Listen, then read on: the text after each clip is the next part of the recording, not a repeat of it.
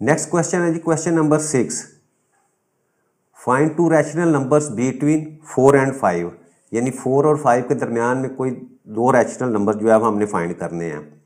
अच्छा, अब ये क्वेश्चन पहले भी हम सॉल्व किया हुआ है। ये ऐसे समझ लें कि ये कोई लाइन है आपके पास, ये आपके पास दो पॉइंट्स हैं, ये 4 है और ये आपके पास जो है वो 5 है। अब हमने इनके दरमियान में कोई से दो नंबर जो है वो फाइंड करने हैं। अच्छा, अब मेथड क्या है, पहले हम लिखते हैं जी फर्स्ट रैशनल नंबर।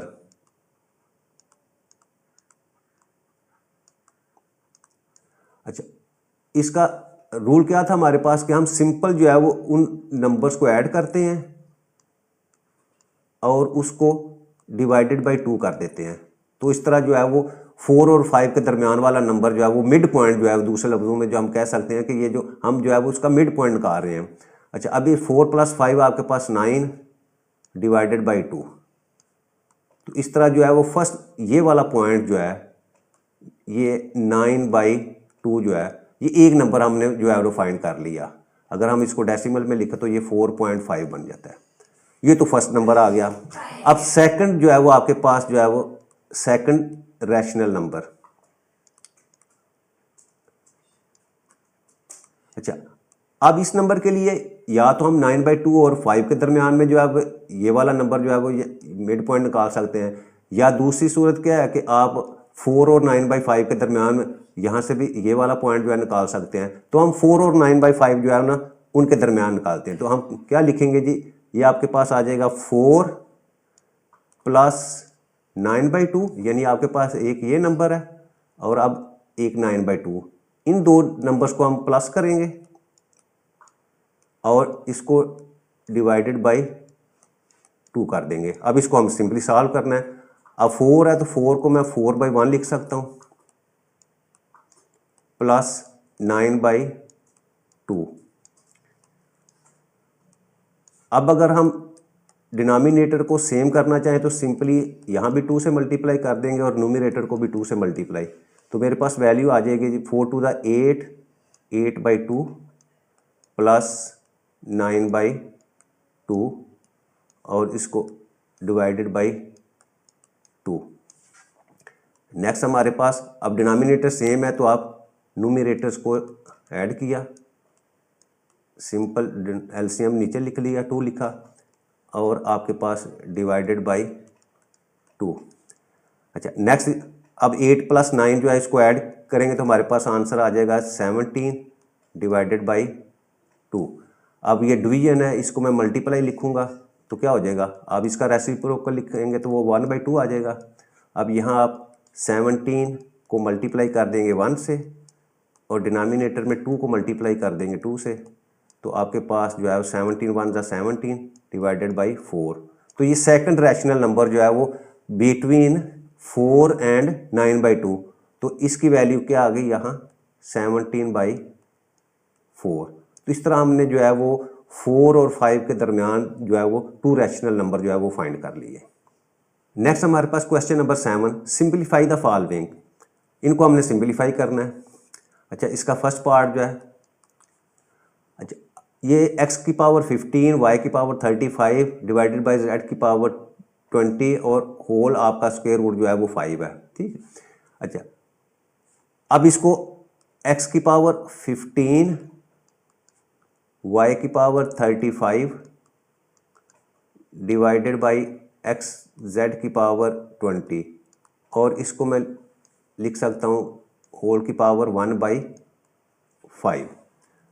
अच्छा, अब मैं सब की पावर जो है वो अलग-अलग लिख देता हूँ। ये आ जाएगी आपके पास x⁻15 मल्टीप्लाई बाई 1/5, इसी तरह multiply y⁻35 multiply by 1/5, denominator में आपके पास z⁻20 मल्टीप्लाई बाई 1/5।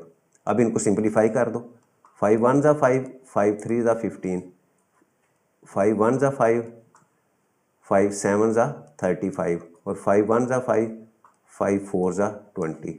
तो आपके पास वैल्यूज x⁻3 और y⁻7 और इसी तरह नीचे z की पावर जो है वो 4, ये इसका आंसर आ जाएगा।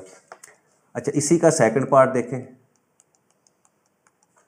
अच्छा, अब 27 है, 27 के जब हम फैक्टर बनाते हैं तो आपके पास जो है वो 3 पे इसको डिवाइड करें तो 3 9 ज़ा 27, अगेन 3 पे 3 3 ज़ा 9 और 3 1 ज़ा 3। तो इसका मतलब मैं ये 27 की जगह लिख सकता हूँ 3 की पावर 3 होल पावर 2x, और ये जो इंडेक्स है उसको मैं लिखूँ तो ये आपके पास आ जाएगा होल पावर 1/3।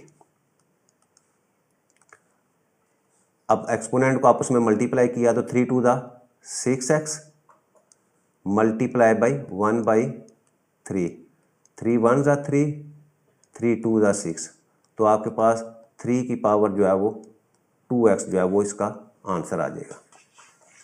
अच्छा, इसके बाद आपके पास थर्ड पार्ट है। अब थर्ड पार्ट में 6, इसके बाद 3 की पावर n+2, इसको मैं एज इट इज लिखता हूँ 3 की पावर n+2 डिवाइडेड बाई आपके पास 3 की पावर n+1 माइनस 3 की पावर n। अच्छा, अब मैं इसको अगर सिंपलीफाई करूं तो आपके पास 6 एज इट इज आ जाएगा। अच्छा, ये 3 की पावर n+2 है, अगर इसको हम सेपरेट लिखें तो ये मल्टीप्लाई 3 की पावर n भी आ जाता है और इसी तरह 3 की पावर 2 6। अच्छा, अगर इसको देखें बेस सेम है तो इसको पावर्स को ऐड करेंगे तो आपके पास दोबारा वही चीज़ आ जाएगी।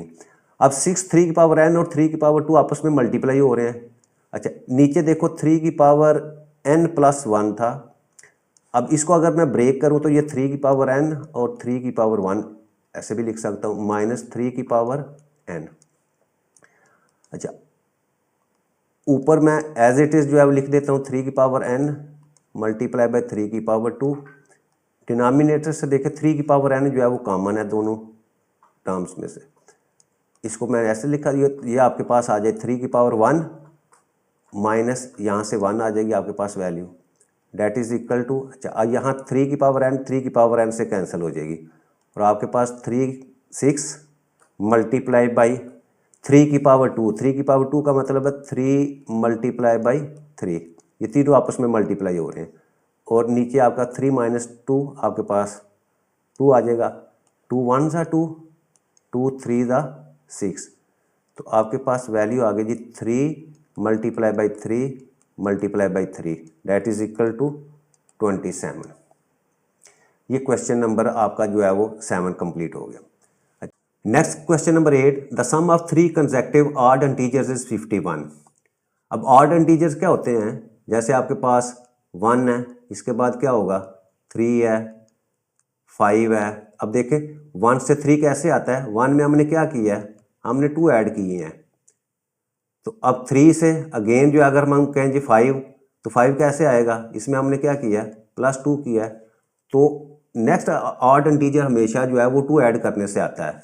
तो हम सपोज करते हैं कि लेट, अगर पहला हमारे पास x इंटीजर है तो नेक्स्ट हमारे पास क्या हो जाएगा, वो x+2 होगा और उससे नेक्स्ट क्या है वो x+4, तो हमारे पास x+2 और x+4 बी द 3 consecutive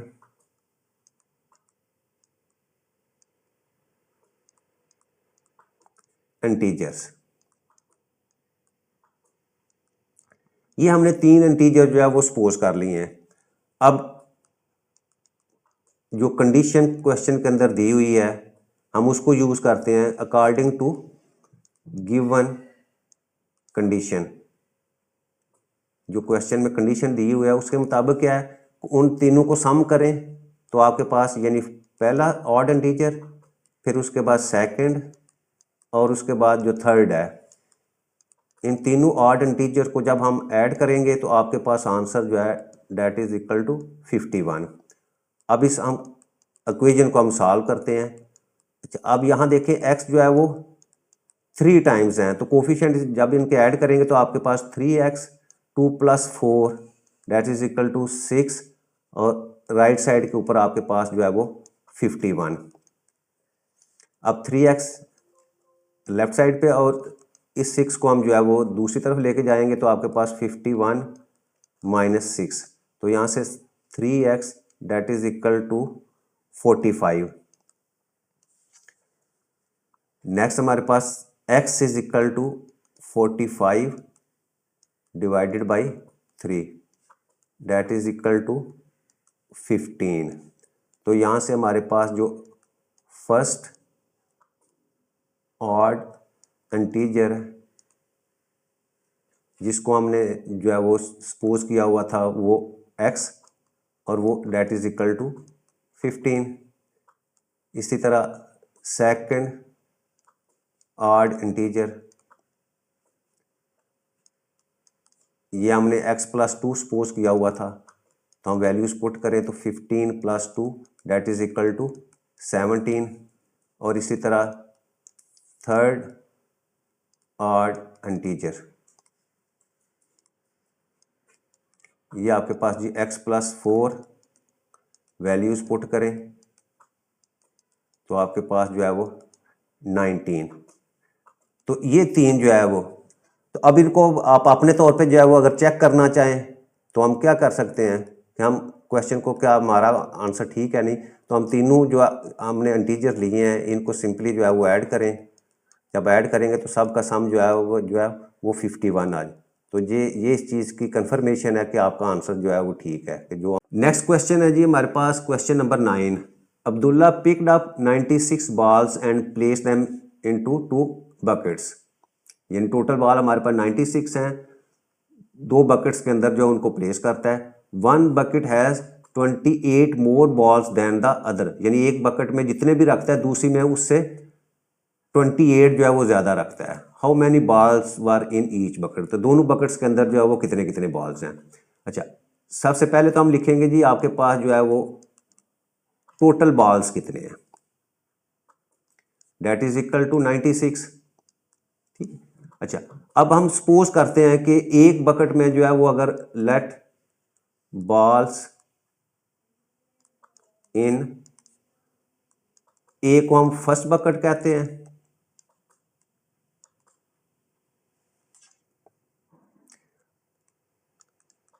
अच्छा अगर एक बकेट जो है उसके अंदर जो बॉल्स हैं एक्स हैं, तो इसका मतलब क्या हुआ कि बॉल्स इन सेकंड बकेट जो है, सेकंड बकेट के अंदर जो है वो आपके कितने जो है बॉल्स आएंगे, वो क्या होंगे, वो उसने कहा है 28 मोर। 28 मोर का मतलब क्या हुआ कि अगर एक में आपके पास एक्स है तो दूसरे में क्या होगा, वो एक्स प्लस 28 आ जाएंगे। तो अब कंडीशन यूज करें जो क्वेश्चन के अंदर दी हुई है, वो कंडीशन क्या है, हम उसको लिखते हैं अकॉर्डिंग टू गिवन कंडीशन। जो कंडीशन क्वेश्चन में है उसके मुताबिक जो है वो हम एक इक्वेशन जो है बनाते हैं। वो कंडीशन क्या है कि उसमें टोटल बॉल जो है दोनों दोनों जो है बकेट्स में वो 96 हैं। ठीक है, 96 दोनों बकेट्स में है। तो एक बकेट्स में हमारे पास हमने सपोज की एक्स है, दूसरी बकेट के अंदर जो है वो हमने सपोज कर लिया कि 28 उससे मोर है, तो इसका मतलब उसको x प्लस 28 हमने लिखा था, और टोटल बॉल हमारे पास जो है वो 96 थे। अब इस इक्वेशन को हम सॉल्व करेंगे। ये आपके पास x plus 28 that is equal to 96।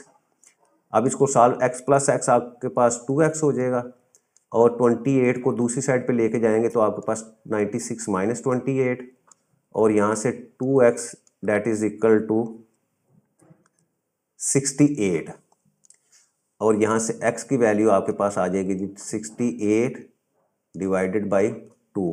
जब इसको सिंप्लीफाई करेंगे तो मेरे पास वैल्यू आ जाती है जी 34। अब ये 34 किसकी वैल्यू आई है, ये वैल्यू आई है बॉल्स इन फर्स्ट बकेट। तो हम लिखते हैं therefore balls in first bucket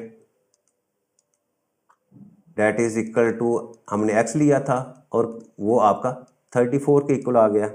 और सेकंड लिखते हैं जी balls in second bucket. Second bucket के अंदर आपके बॉल कितने थे, वो हमने, क्योंकि क्वेश्चन के मुताबिक x प्लस उसमें 28 मोर थे, तो जब हमने वैल्यू 34 में 28 ऐड करेंगे तो आपके पास जो है वो 62 इसका आंसर आ जाएगा। तो ये balls in the second bucket are 62। Next question 10, Salma invested rupees 3,50,000 in a bank which paid simple profit at the rate of 7.14% per annum. After 2 years, the rate was increased to 8% per annum. Find the amount she had at the end of 7 years. अच्छा, question में क्या क्या सलमा जो है वो bank में investment करती है ये 3,50,000। अच्छा, अब सिंपल जो है वो उसके ऊपर सिंपल प्रॉफिट रेट जो है उसके ऊपर लग रहा है। अच्छा, अब इसमें टोटल ईयर जो है वो आपके पास 7 है, लेकिन हम इस क्वेश्चन को जो है वो ब्रेक करके 2 पार्ट्स के अंदर सॉल्व करेंगे। उसकी वजह क्या है कि आपके जो पहले 2 साल हैं उसका जो है पर annum जो रेट जो है वो 7/1/4 है, और 2 साल के बाद जो आपका रेट जो है वो 8% है। तो हम सबसे पहले जो है फॉर फर्स्ट 2 ईयर्स, पहले 2 साल के लिए जो है वो पहले हम उसको सॉल्व करते हैं, जहां उसका रेट जो है 7/1/4 था।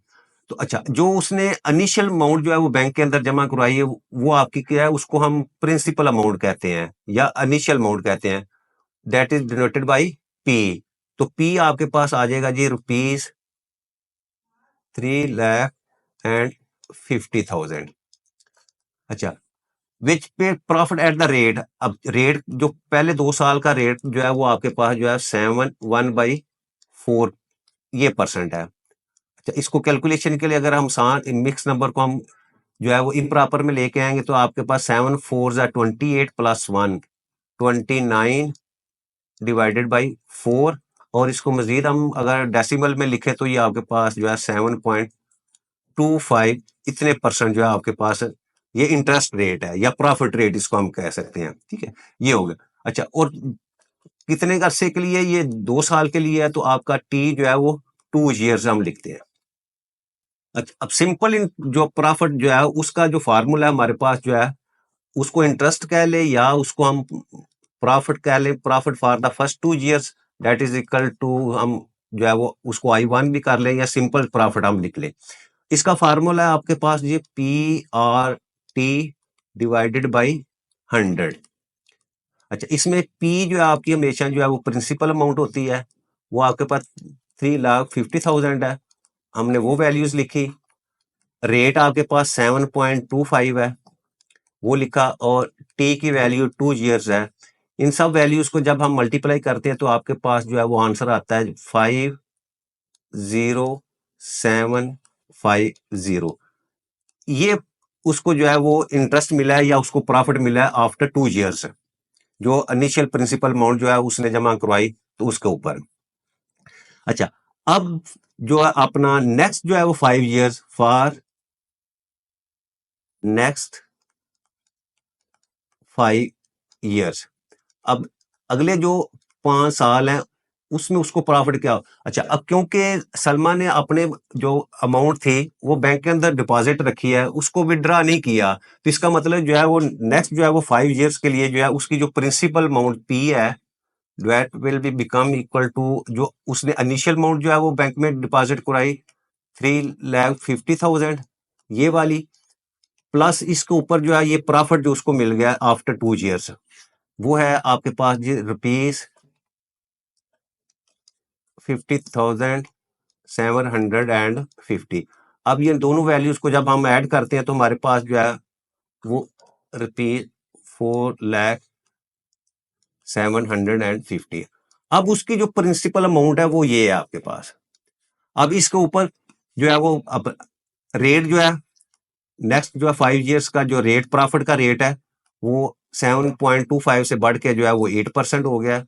अब यहाँ जो टाइम पीरियड है जिसका हमने प्रॉफिट जो है फाइंड करना है वो 5 ईयर्स है। अगेन वही फार्मूला हमारे पास जो है वो प्रॉफिट का, that is equal to PRT divided by 100।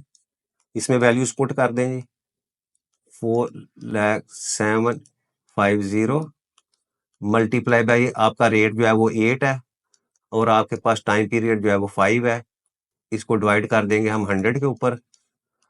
अब सब वैल्यूज़ को जब हम कैलकुलेट करेंगे तो हमारे पास जो वैल्यू आती है वो आती है जी 160 एंड 300। ये उसको नेक्स्ट जो 5 ईयर्स है उसका प्रॉफिट मिला है। अब क्वेश्चन के अंदर क्या है, find the amount she had paid at the end of the 7 years, यानी 7 साल के बाद जो है उसको टोटल अमाउंट कितनी जो है वो बैंक जो है वो देगा। तो हम यहां लिखते हैं टोटल अमाउंट